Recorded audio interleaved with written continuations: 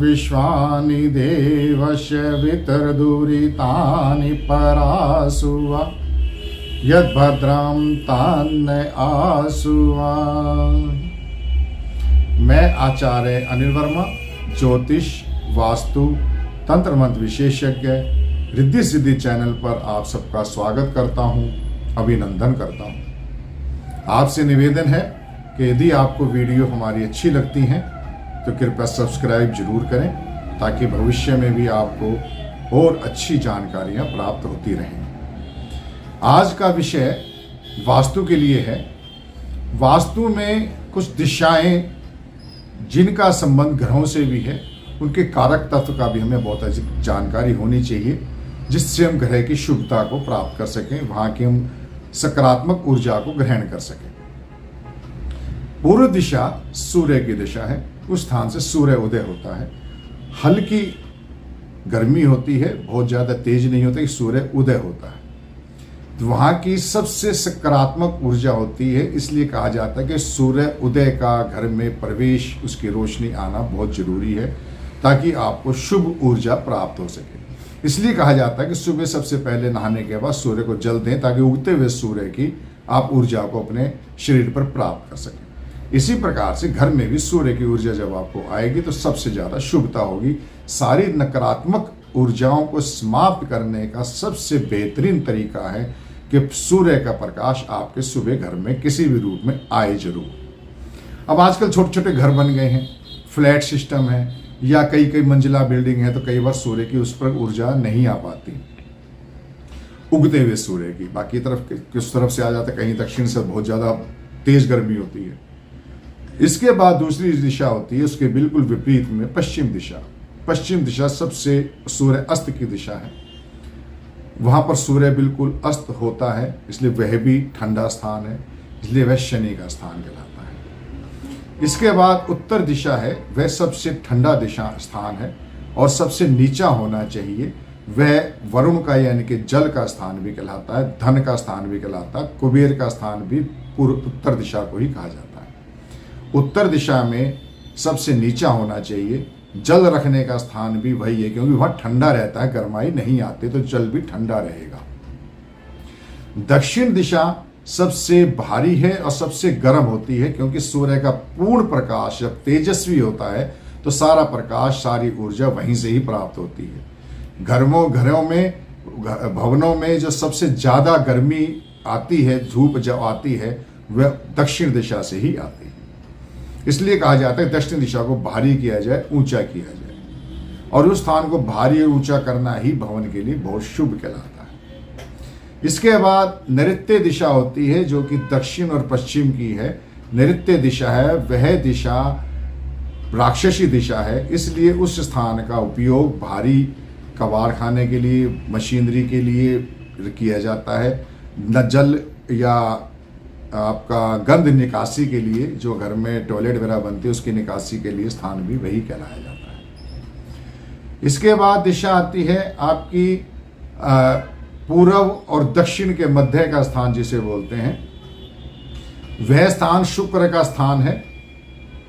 उस स्थान को, यह स्थान काम भावना के लिए, और वहां पर भी सूर्य का प्रकाश बढ़ता हुआ होता है और दक्षिण में तेज हो जाता है, तो गर्म स्थान है, काम भाव का स्थान है। इस स्थान को भी बहुत अच्छा सौंदर्य रूप बनाकर रखना चाहिए। आज हम मुख्य रूप से विषय लेंगे कि हमें किस दिशा में सीढ़ियां बनानी चाहिए। सीढ़ियां जब बनाते हैं तो वह स्थान को भारी कर देते हैं, और उस भवन के अंदर सबसे भारी चीज सीढ़ियां ही होती हैं। तो हमने देखा है कि भवन में जो भारी रखने का स्थान है, वह या तो आपका नैऋत्य स्थान है, जो दक्षिण और पश्चिम के मध्य में आता है, जब भारी से भारी चीजें रखी जा सकती हैं, या फिर दक्षिण आता है। दक्षिण और या नैऋत्य में ना मिले तो फिर पश्चिम में भी रखा जा सकता है। तो सीढ़ियां इन तीन स्थान पर ही सबसे ज्यादा उपयुक्त हैं, और सीढ़ियों को इन्हीं स्थान पर ही बनाना चाहिए, ताकि आप दक्षिण दिशा के जोन में बनाएं। जब चढ़ना शुरू होंगे, जो आपका मुख होगा वह ऊपर जब जाएंगे, तो आप जो है ऊपर की ओर चलेंगे तो दक्षिण दिशा में पहुंचेंगे। यानी कि शुरुआत आपकी होगी तो नॉर्थ मुख आपका होगा मुख, लेकिन जोन दक्षिण दिशा का होगा, पश्चिम दिशा का होगा। और आपको पूर्व से पश्चिम की ओर जाना है या उत्तर से दक्षिण की ओर जाना है चलते हुए। और दूसरा सबसे बड़ी स्थान है कि आपको सीढ़ियों में क्लॉकवाइज होनी चाहिए। सीढ़ियां की जो घूमेंगी वो आपकी घड़ी की दिशा की तरफ ही बढ़ती चले जाएं, उल्टा ना घूमे, जिससे कि आपका जब चढ़ता है व्यक्ति तो उसको दाएं हाथ, क्योंकि हम लोग दाएं हाथ से काम करते हैं, ज़्यादातर 99% लोग दाएं हाथ से काम करते हैं। जब चढ़ेंगे तो हमको पकड़ने का सहारा भी हमारे दाएं हाथ की तरफ पड़ेगा। यदि हम क्लॉकवाइज बनाएंगे, एंटी क्लॉकवाइज बनाएंगे तो उसमें वो उस तरफ आ जाएगा।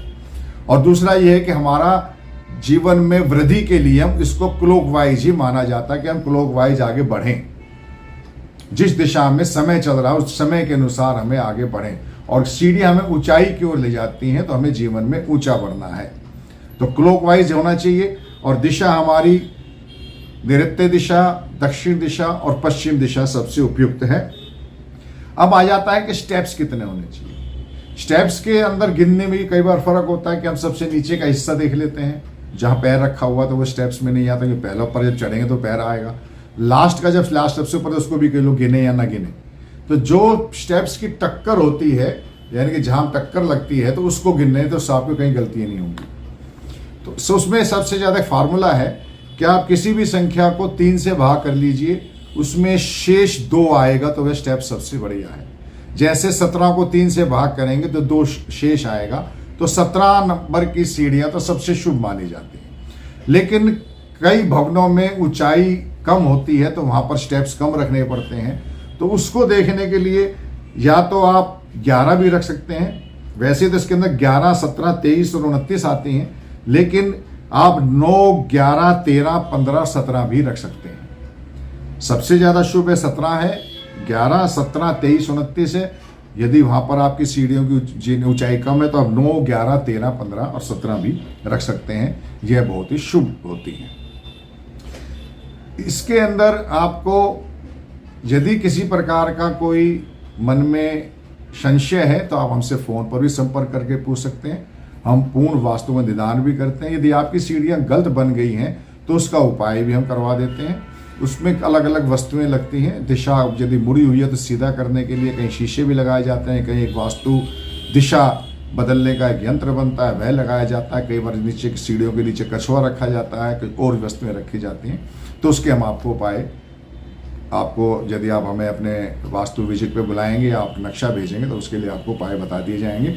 आप उसके द्वारा भी अपना सुधार कर सकते हैं। अगली वास्तु की वीडियो में हम और आपको अधिक से अधिक जानकारी देंगे और आप हमसे समस्त प्रकार के वास्तु के उपाय, ज्योतिष, जन्मपत्री दिखलाकर आप हमसे अपने उपाय पूछ सकते हैं। हमारे यहाँ समस्त प्रकार के सभी ग्रहों की शांति, मंत्र जाप, हवन आदि का पूरा इंतजाम होता है और समस्त दुर्योग जो जन्मपत्री में होते हैं उनकी शांति के उपाय हैं। कालसर्प योग दोष है, गंडमूल है, गुरु चंडाल दोष है, पितृ दोष है, इन सब के उपाय हमारे यहाँ किए जाते हैं। हमारे यहाँ पर समस्त राशि रत्न पूर्ण विधि से मंत्र जप करके सिद्ध करके दिए जाते हैं। सारे रुद्राक्ष भी मिलते हैं। हम अपना माँ बगलामुखी का एक विशेष मंत्र जाप करके सिद्ध करके यंत्र बनाते हैं और गले में रक्षा कवच भी बनाया जाता है। मालाएं भी हम संस्कारित करके ही देते हैं। हल्दी की माला, कमलगट्टे की माला, रुद्राक्ष की माला, स्फटिक की माला आदि भी आप हमसे प्राप्त कर सकते हैं। हम माँ बगलामुखी के विशेष मंत्र अनुष्ठान करते हैं।